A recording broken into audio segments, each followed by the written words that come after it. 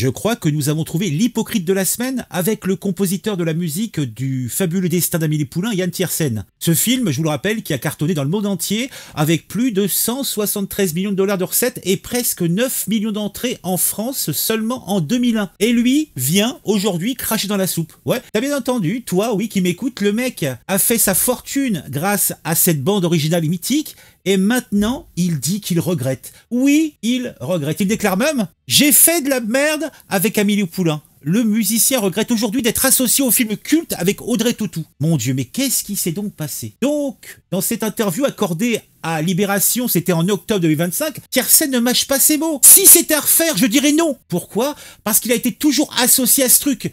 Et que cela aurait créé un biais sur sa musique. Il va même plus loin en expliquant, certains disaient qu'il y avait d'un côté Yann Tiersen qui fait de la merde avec Amélie et de l'autre celui qui fait de la bonne musique avec ses 3 premiers albums.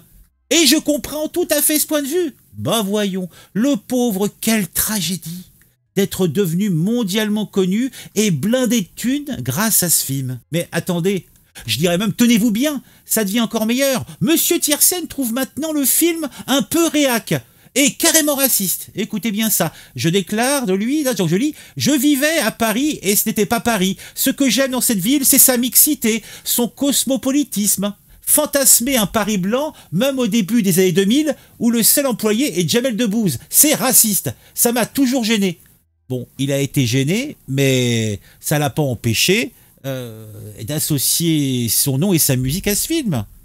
D'ailleurs, rien d'étonnant là-dedans, il était pote avec le réalisateur, il a toujours fait les musiques de celui-ci, donc où est le mal? Donc, on va récapituler quand même, histoire de voir les choses clairement. En 2001, le mec accepte le job, il empoche le fric, profite de la gloire planétaire pendant plus de 20 ans quand même, et en 2025, paf, révélation mystique, le film qui a fait sa fortune est raciste. Pratique comme timing, non? Il aurait pu le dire en 2001, quand Jean-Pierre Jeunet lui demandait de composer la musique, mais bizarrement, sa conscience sociale se réveille 2 décennies plus tard. Et puis, faut être honnête quand même, au moins 2 secondes, un pari fantasmé dans un film qui s'appelle Le fabuleux destin d'Amélie Poulain. Sans blague, Sherlock.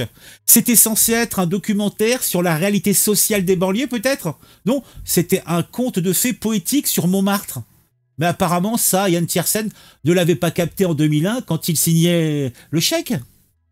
Le plus drôle dans l'histoire, c'est que ce film a généré plus de 140 millions de dollars à l'international et reste un monument du cinéma français. Mais lui, il préfère cracher dessus maintenant pour se la jouer progressiste engagé pour la planète avec son nouvel album. Comme c'est bizarre, c'est classe. C'est vrai que maintenant, on parle beaucoup moins de lui. C'est étonnant quand même. Ah, franchement, mais y en a qui me dégoûtent. Hein. Mais bon, il restera toujours sa musique mythique qui s'associe avec ses images, avec ses acteurs, et même, allez voir Jamel Debbouze. Est-ce que lui considère que Le fabuleux destin d'Amélie Poulain est un film raciste? C'est intéressant, c'est, à la limite, si lui le dit, éventuellement, je pourrais envisager que peut-être mais même réellement, je sais pas à quelle mouche a piqué ce monsieur. Mais en tout cas, bon bah laissons-le à son délire. Ça reste quand même un compositeur qui sait poser des notes sur des partitions. Et voilà. N'oubliez pas, chers camarades, de mettre le j'aime de l'amour, le commentaire du plaisir. C'est important pour le référencement. Pour ma gloriole personnelle, ça fait plaisir. Hein. On va pas dire que je fais ça pour les vues, hein, parce que bon, en ce moment, c'est plutôt rikiki niveau vues. Mais j'aime m'écouter parler et j'espère que vous aussi. Et d'ailleurs, si vous aimez tellement entendre ma voix suave, n'hésitez pas à vous abonner à la chaîne. Mais si vous le faites, n'oubliez pas d'activer la petite cloche, hein, parce que sinon, ça va partir en sucette et vous ne recevrez pas les notifications. Eh oui. Et vous ne saurez pas quand je sors quelque chose de nouveau. Ça serait bête quand même. Allez, je m'en vais tel un seigneur et je vous dis à très vite.